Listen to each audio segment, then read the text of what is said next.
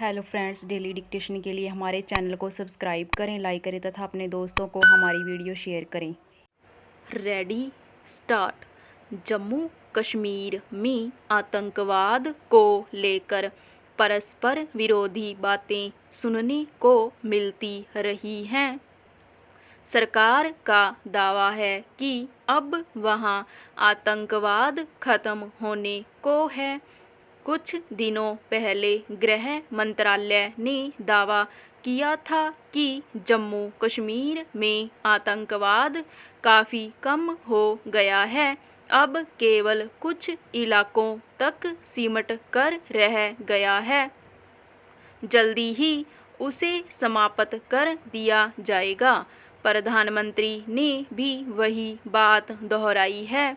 उन्होंने डोडा से विधानसभा चुनाव प्रचार की शुरुआत करते हुए कहा कि जम्मू कश्मीर में आतंकवाद अब अपनी आखिरी सांसें गिन रहा है। हालांकि प्रधानमंत्री के दौरे से पहले ही वहां आतंकी हमला हुआ, जिसमें एक अधिकारी समेत 2 सुरक्षाकर्मी शहीद हो गए। सेना के जवाबी हमले में 3 आतंकवादियों को मार गिराया गया। घाटी में सक्रिय विपक्षी राजनीतिक दलों का आरोप है कि पिछले 10 वर्षों में वहां आतंकी गतिविधियां बढ़ी हैं। बहुत सारे निरपराध लोग मारे गए हैं, अनेक सुरक्षाकर्मी शहीद हुए हैं।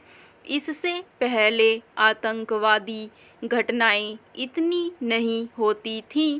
केंद्र सरकार ने तब स्थानीय लोगों से बातचीत का सिलसिला शुरू किया था और आतंकी गतिविधियां काफ़ी कम हो गई थीं।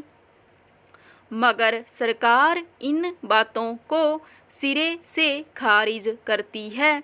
हालांकि 2 वर्ष पहले गृह मंत्रालय ने भी माना था कि विशेष दर्जा खत्म होने और राज्य में कर्फ्यू के दौरान स्थानीय युवाओं की आतंकी समूहों में भर्ती बढ़ी है।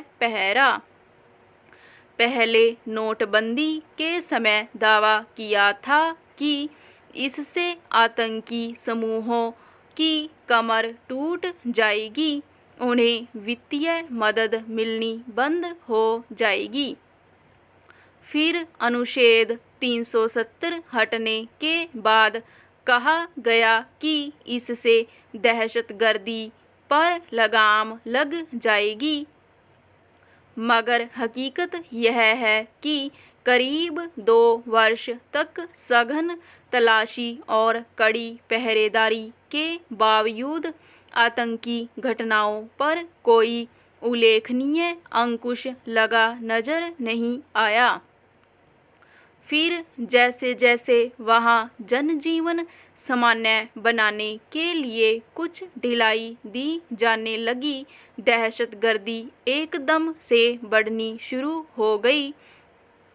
आतंकवादियों ने अपने हमले के तरीके बदल लिए।